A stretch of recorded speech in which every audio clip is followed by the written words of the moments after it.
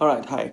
So today's question is why do we snore during our sleep? or আমরা কেন নাক ডাকি যখন আমরা ঘুমিয়ে থাকি? আচ্ছা, সো নর্মালি নাক ডাকা is related to our respiratory system. তো আমরা যখন নর্মালি ঘুমাই আমাদের কিন্তু ব্রিদিং শ্বাস প্রশ্বাস কন্টিনিউ হতে থাকে, এবং এই ক্ষেত্রে হওয়ার ওয়ে দুইটা, একটা হচ্ছে আমাদের ন্যাজাল পাথওয়ে আর একটা হচ্ছে মাউথ পাথওয়ে। নর্মালি ন্যাজাল পাথওয়েতে আমাদের যে এয়ারটা আমরা যখন ঘুমাচ্ছি এটা নর্মালি হচ্ছে আমাদের নোজ থেকে ল্যারিংস থ্রু আমাদের ট্রাকিয়া থ্রু আমাদের লাংস, একটা ওয়ে। আরেকটা ওয়ে হচ্ছে যে অনেকে কিন্তু ঘুমানোর সময় মুখ হা করে ঘুমায়, তখন কিন্তু এয়ার হচ্ছে আমাদের মুখ দিয়ে ওই সেম রুট দিয়ে হচ্ছে আমাদের লাংসে যায়। আচ্ছা, সো যখন এই যে আমরা ঘুমাচ্ছি তখন আমাদের এই যে থ্রোটের এরিয়াতে যে মাসেলসগুলো আছে, ল্যারিঞ্জিয়াল যে মাসেলস কিংবা আমাদের টাঙের মাসেল, সেগুলো কিন্তু রিল্যাক্স হয়ে থাকে, এবং রিল্যাক্স হলে কী হবে, মাসেলগুলো ব্যাকওয়ার্ড পুল হচ্ছে। ব্যাকওয়ার্ড পুলের জন্য যেহেতু তার রিল্যাক্স ব্যাকওয়ার্ড পুল হচ্ছে, সো আমাদের এয়ার যে পাথওয়ে, সেই এয়ার পাথওয়ে আস্তে আস্তে কনস্ট্রিক্ট হয়ে যাবে, ছোট হয়ে যাবে, এবং পাথওয়ে যত ছোট হবে সেখান থেকে এয়ার যে ফ্লোটা সেটা তত বেশি ফাস্ট হবে, and this fast passage of air causes air turbulence. আর এই যে এয়ার টার্বুলেন্স এটা মেইনলি আমাদের সফট যে প্যালেট থাকতেছে সেই সফট প্যালেটকে ভাইব্রেশন করতেছে, আর এই যে vibration of the soft palate that makes that snoring sound like. Right, আচ্ছা, এখন স্নোরিং কিভাবে হয় বুঝলাম, বাট এটার কারণ আছে।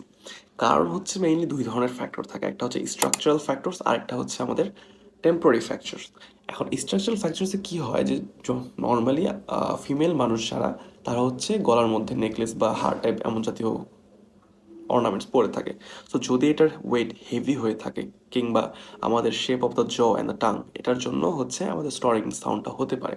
And the temporary factors are like alcohol যদি কেউ ইনটেক করে, কেউ যদি ওভার স্মোকিং করে, তাহলে যত বেশি অ্যালকোহল এবং স্মোকিং করা হবে তত ঘুমানোর সময় মাসেল তত বেশি রিল্যাক্স হবে, স্টরিং হওয়ার পসিবিলিটি তত বেশি। তারপর হচ্ছে অবিসিটি হতে পারে, কারণ অ্যাথেরোস্ক্লেরোসিস হওয়ার একটা চান্স থাকে। অ্যান্ড দেন এগেইন আমাদের হচ্ছে সোয়ালেন গামস কিংবা ডিফারেন্ট ডিফারেন্ট অ্যালার্জিস, এগুলো কারণ হতে পারে।